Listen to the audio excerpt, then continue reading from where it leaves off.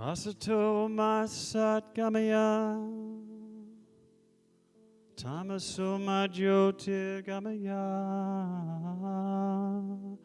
Prachurma Amritam Gamaya Om Asato Masat Gamaya Tamasoma Jyotirgamaya Prachurma Amritam Gamaya. Om.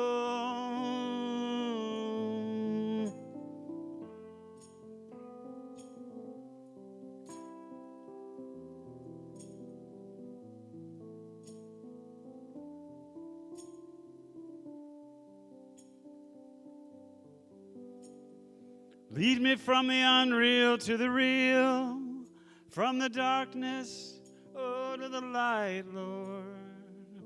From mortality, lead me to immortality. Lead me from the darkness to the light, from the unreal to the real. From the blindness, lead me into infinity. Asatoma Satgamaya. Tamasoma Jyotirgamaya Prachurma Amritam Gamaya.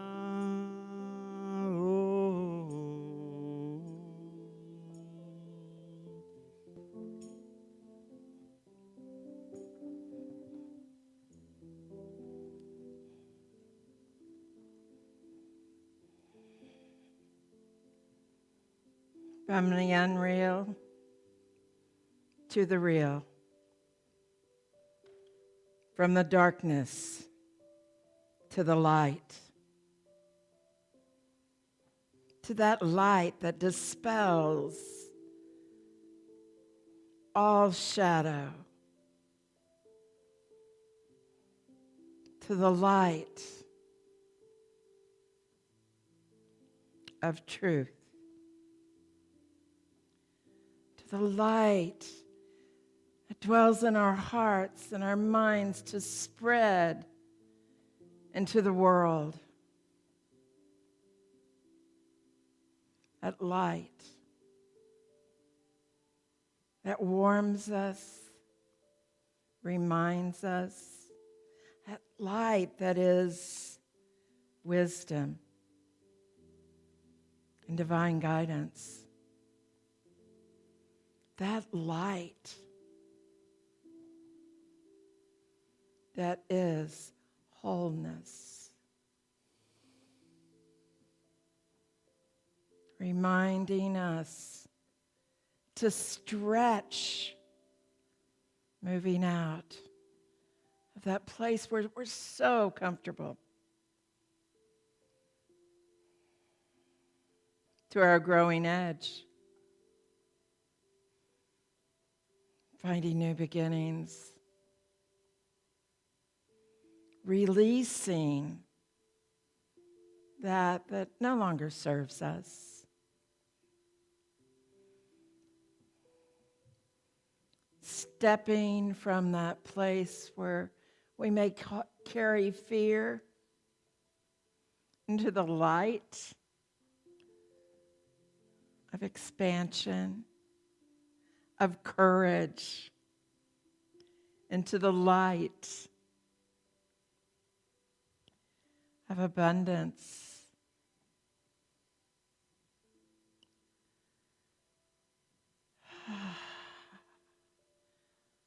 Allowing yourself to breathe in the harmony of the music and the light of the day.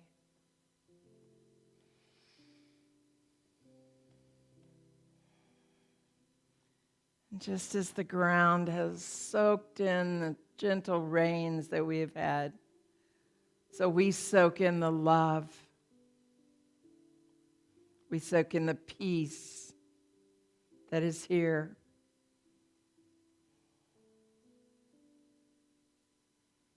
We We soak in.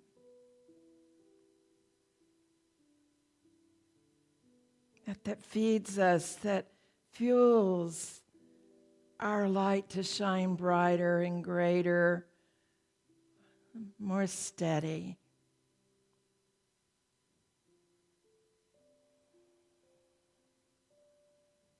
And in all that, we have the opportunity to step within, to close the door of the sacred place that is within us and listen. And listen for the divine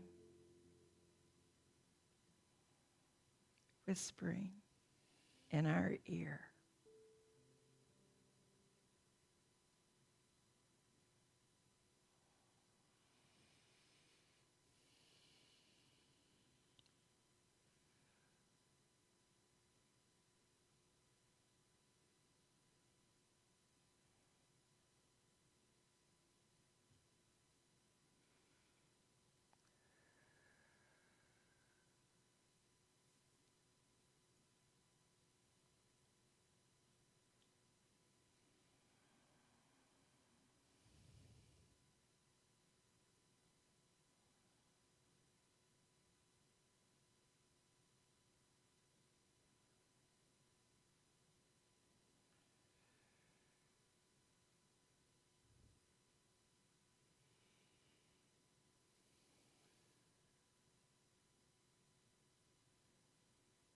It is with ease and grace that we recognize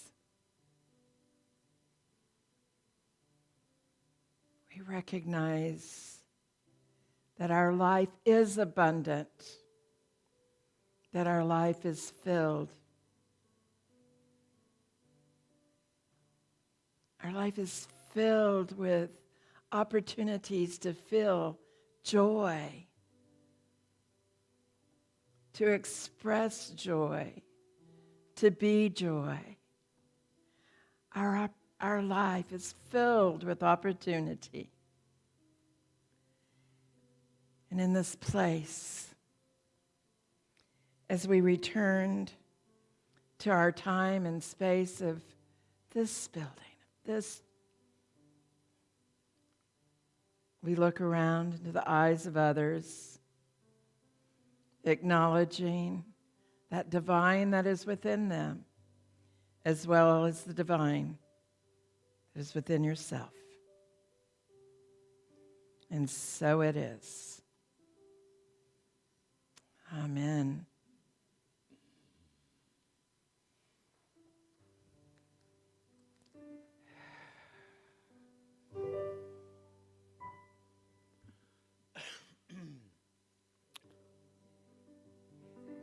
I'm going to do a little song. It's actually originally adapted from a little song by John Lennon and Harry Nilsson. It's about the road you're on, whether it be the physical, the spiritual, and the prosperous water it may lead you to.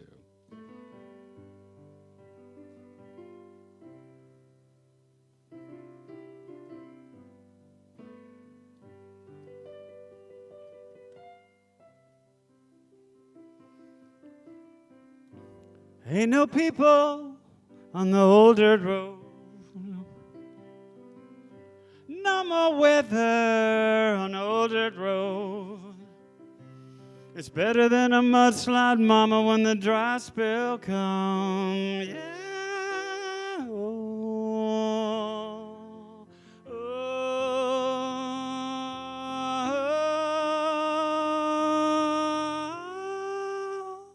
old dirt road.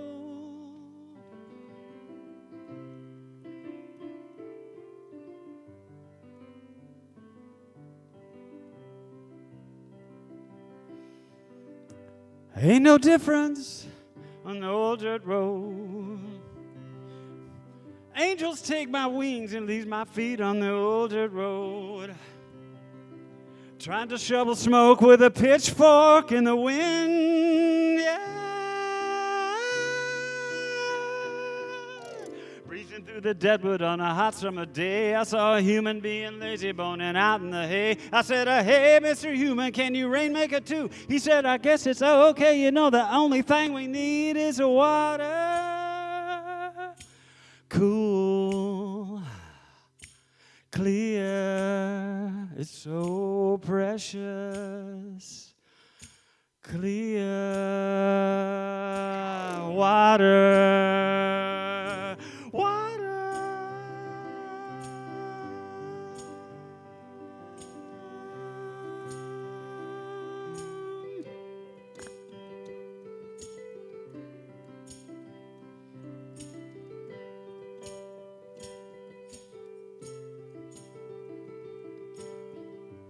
Ain't no people on the old dirt road. No more weather on old dirt road. It's better than a mudslide, mama, when the morning comes. Yeah. Oh, oh,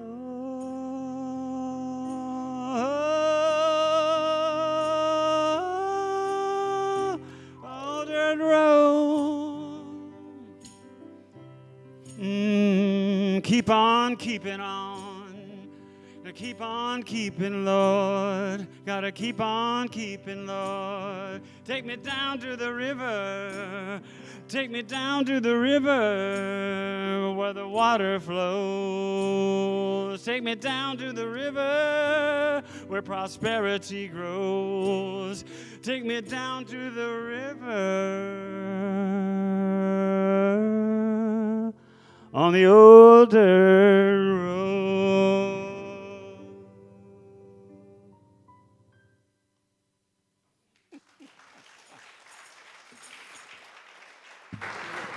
Get a little gospel on you guys. Thank you, thank you, thank you. That's beautiful. Good morning, good morning, good morning. Today I'm going to be talking about letting life unfold itself to you, the habits of the wealthy. We're going to look at that a little bit and see where we might shore up some of those areas that we've been being a little lax in. For what I see when I look out here is I see a group of people who are filled with divinity. We're inspired by the light and the love of God. I see that in you, and I know that sometimes you forget, because sometimes I forget, and sometimes I need to stand in front of you to remember, or I need you to tell me, or I need Linda to say, Sondra, remember who you are. So we all have that. And we come together here to remember that we are on a spiritual journey together and that it's important for us to be here and to have a compass to focus on. That's what our mission statement is. It's a compass. And it helps us. Well, we have our mission and our vision and our core values. And we need that to remind us which way we're going as a community and what's important. For indeed, you know that you created this. You remember that, right? You remember that this is yours collectively. So we're here to allow ourselves to walk and find the path that might be one of greater ease and more up to our liking. So what is prosperity? True prosperity is not about making money or putting out good or developing property. It is determining what our soul requires in order to cause it to unfold more and more of God. And then how to harmonize its expression with the needs of our fellow man and woman so that all are really benefit and inspired to unfold and express more of their inner spiritual resources. That's from Myrtle Fillmore. incredible woman. It's from Myrtle Fillmore's Healing Letters. So, true prosperity, we say the word prosperity, we think money. I say the word prosperity and I think health. There's so much more to it, and that is that we get to that place where we allow ourselves to unfold and to express our spiritual resources. So I ask, are you willing? Are you ready? Are you aware? You see, prosperity is a way of thinking, of living and thinking, not just about money and things. And so let's talk about habit. If we're going to create habits, what kind of habit do we want to create? Do we want to create, those bad habits? God, I do have some bad habits. I know you have some bad habits. We all have them. And then there are the habits that we would label good. The definition of habit is a settled tendency or unusual manner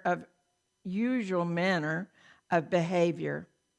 Her habit is to take a morning walk.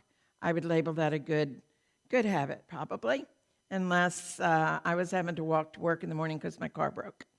Then I might not consider it that. And then there's the habit that is an acquired mode of behavior that has become or has nearly or completely become involuntary. I got up in the morning early. It's a form of habit.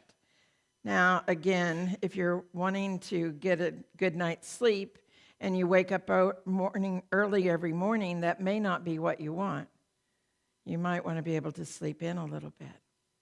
Habits, we can label them good or bad.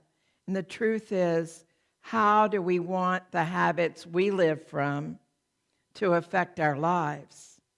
How do we want the habits that we employ to serve us? Many of our habits come from our subconscious mind. That's that place where we were exposed to them early in our life, and we did it over and over until we quit thinking about it. And we don't think about it, we just react. When we come from the superconsciousness, we come from that place of God where everything is clean and clear. And then our consciousness can be a combination of both of those, or can be from reaction. So we want to be clear where we're going and what we want in our habit. Years ago, when the wild, wild west was being settled and the folks were going out in covered wagons, there was a place that they would arrive at, and it's right outside of a town, and it said, "Careful, do not get into this rut, for if you do, you will be going down it for 25 miles. Now think of that, in their stagecoach with their wagon wheels, and you get in a rut and you can't get out. And sometimes we get into ruts and we can't get out. Or at least we say we can't get out. Oh, that's a rut and I haven't gotten out of it yet. Oh, poor me, I just do it out of habit. I just do that out of habit. Anybody? Anybody in here? Am I the only person that does things because I've gotten to the rut and I have to go the next 25 miles? I don't want to, but I do. So it can create problems in our lives, problems that we really don't wish to experience over and over. So let's look at habits that we would say are good. Habits that the wealthy have employed. Now, this is from a number of different studies, and these I took a number of various people did research to find out the habits of the wealthy. I went through 4 or 5 of those and compiled the ones that were consistent throughout. I also looked at how they might relate to unity principles. So let's just look and see if you can identify how this works. So every day, the wealthy read something for at least 30 minutes. 30 minutes a day they spend reading something that's generally good for them. And that's a minimum, okay? That's a minimum. They spend less time in front of screens. 2/3 of wealthy people watch less than 1 hour of TV a day and less than a half hour on the internet. Does that make you think? Oh, yeah, take a deep breath. 2/3 of the wealthy people watch less than 1 hour a day of TV. And they spend less than a half hour in front of the internet. Now, when I say in front of the internet, I'm talking about the internet on the web, just kind of surfing around. I'm not talking about doing business and looking at that piece that is part of your work. I'm talking about that just trolling around. They tend to network and volunteer. They tend to talk less and listen more. Talk less and listen more. Part of our spirituality is to stop and listen with our inner ears. They ask themselves empowering questions. In other words, they get to know themselves, and they ask themselves when they're coming from a place of strength or if there's something they need to change. And they're not afraid to look at themselves. It's important, isn't it? They set aside limiting beliefs, and they keep positive. Does that sound like something we might talk about? They also have mentors. How many of you have ever tried to do it alone when you've needed some help? When you needed those extra hands? So mentors are there to remind us that it is not about doing it alone. They establish positive habits. Now, how do you establish positive habits? You do it over and over and over. Studies used to say that it took 21 days to form a new habit. Studies today say that it may take 21 days, it may take longer. It just depends on a number of different pieces of how willing and committed we are, how excited we are about it, and how easy it is, how hard it is. The important piece is that to form a habit means that you must do it over and over and over again. And if you slip, you just go right back to it. And if you slip, you just continue on. Having that goal that keeps you on your target, knowing where you want to go, of course, helps. They know their purpose. They know what they're about. They think long term. You know, if we want to be in the moment, but we also want to have that picture of where we're going and allow ourselves to stretch. They embrace change. Okay, who has trouble with change? You know, there are some of us that actually like change, and we get kind of bored if it stays the same. So there are those who embrace it easily, and there are those who resist change for all there's work. But change happens. Change happens. They continually learn and grow. Is that what we're about? We're always learning and growing. At least I hope that's what we're about. We're about that new experience of deepening ourselves in truth. And they're generous, always generous. One of the things that I know that is important is that we let go of that place in our consciousness of those things that are no longer serving us to receive the new. And that's part of change, and that's part of being generous with ourselves. To let go of that no longer serves us. Reverend Gary talked about denials and affirmations last week. And that's part of that denial information, that we let it go and we focus on that we wish to experience in our lives. Martha Judici, one of my teachers from a while back, said, if consciousness demonstrates the perfect pattern, if consciousness demonstrated the perfect pattern, it would not be necessary to do a denial. But unfortunately, our consciousness does not always do that. There's a little bit of other stuff going on. Prosperity. One of the things that Gary also said last week was not to give from fear in our giving.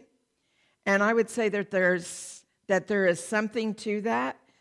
I also say that if I never did anything that I was fearful of, I'd still be sitting back in my home in Corpus Christi, kind of sucking my thumb, not doing very much. So it's important that we stretch, and I know he believes this too, because he's all about stretching and changing. So, he's in the midst of everything is changing in his life. So we stretch and we change. And if you have that fear in tithing and giving, I invite you to start small, stretch a little bit. Or if you want, expand and go for the whole thing, because it's all right if we test God, because indeed we're only testing ourselves. We're only testing ourselves when we go, all right, this doesn't feel comfortable, I'm going to do it anyway. All right, let me try this new piece. One time I said, one of the things I would never do is I would never, ever, I can't even remember what it's called now, belly dance. I said I would never do that. And I came in the next week, and on my desk was a book on belly dancing. I was like, oh my gosh, who gave me this? And then I was doing a women's retreat, and I was doing everything but one night. And I went down to where we were doing it, and that one piece, they said, we've got this all planned. Guess what was coming? A belly dancer to teach us how to belly dance. We have to get out of our comfort zone to try the new, to try on possibility. It's important that we get past that. So, does it take a day, or does it take 21 days, or does it take 3 months to change our consciousness? It doesn't matter. The consciousness of God has the abundance, everywhere present resource, unfailing, ready for all who open themselves through faith. So you see, it doesn't matter how many days we do it. It's about being committed and doing it again and again and again until it becomes a habit that we're comfortable with, till it becomes a habit and we don't even think about it. I make joy sometimes, and I don't do one of the particular things very well. And I was talking to the person who was teaching me, and he goes, well, you just have to keep on until you do it and you don't think about it. And I said, that's not going to happen with me. And the other day I was doing it, and I realized that I had just lit this torch, and I hadn't thought about it. I was like, oh, it happened. So to cultivate the habit of thinking about, so it is ours to cultivate the habit of thinking about abundance everywhere present, not only in forms of imagination, but in the form without any knowledge, without any knowing, without any boundaries, without any structure. That's from Charles Fillmore in Prosperity. To cultivate the habit of thinking about abundance everywhere present, not only in the form of the imagination, but more than that. Your health and prosperity will surely be demonstrated if you are faithful in your open-mindedness, in holding fast to healing and prosperity thoughts. It's about changing our mind when we go down and get into the rut. It's about saying, this rut does not serve me. I think I'll just go ahead and pop out of it. So it's about the opportunity to change, to be, to expect prosperity, to expect it, to allow it to be like the water falling on the soil, refreshing and increasing. all that is. All that is. To cultivate a habit of thinking about abundance, be willing. And it's important that we be willing to study prosperity, practice prosperity, and practice it again. There is new discoveries await when we listen to the divine and when we move out of that comfort zone. And here we are, all things changing. Here we are, experiencing new things. And are we grateful? Anybody here resist the computer? And is it serving you very well?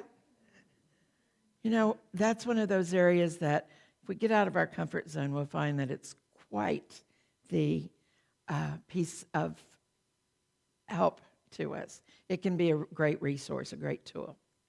So here's a Zen proverb that serves us all well. Before enlightenment, chop wood, carry water. After enlightenment, chop wood, carry water.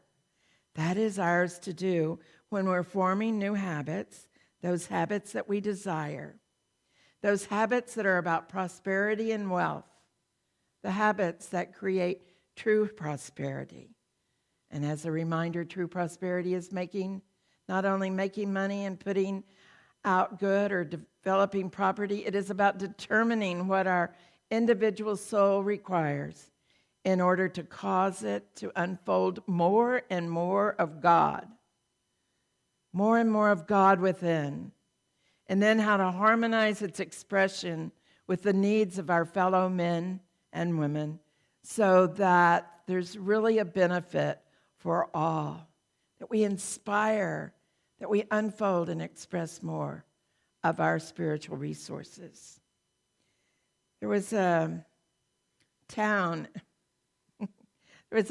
in France, and during the war, when Hitler was killing the Nazis, this one town in France protected all of its Jewish people, and not a one of them was killed. So there was a researcher who said, how is it possible that this one town lost not one Jewish person during this time? Because in other places in France, they were, of course, killed. So he went and he thought he was going to find a town that was filled with extraordinary people. And what he found when he got there were quite ordinary people. Ordinary people, plain, simple. We might look at them and go, nothing special here. So he went to interview the people, and he started interviewing them, interviewing, and without a doubt what he heard, every person was, we go to church here. It's a habit. We go to church, it's a habit, and we have listened to what our minister has said. There wasn't any talk about doing the right thing. We did the right thing because that is what we had been taught, and we had the habit of doing the right thing. So much so, there was an 85-year-old woman when the Germans knocked on the door and tried to get in, and indeed, she was protecting some of the Jewish folks. She faked a heart attack. She faked a heart attack. And it scared everybody so that the officers left, and the Jewish people that were hiding in her home were spared. Are we willing to get out of our comfort zone and to be more and more of who we truly, truly are in our divinity? God bless you.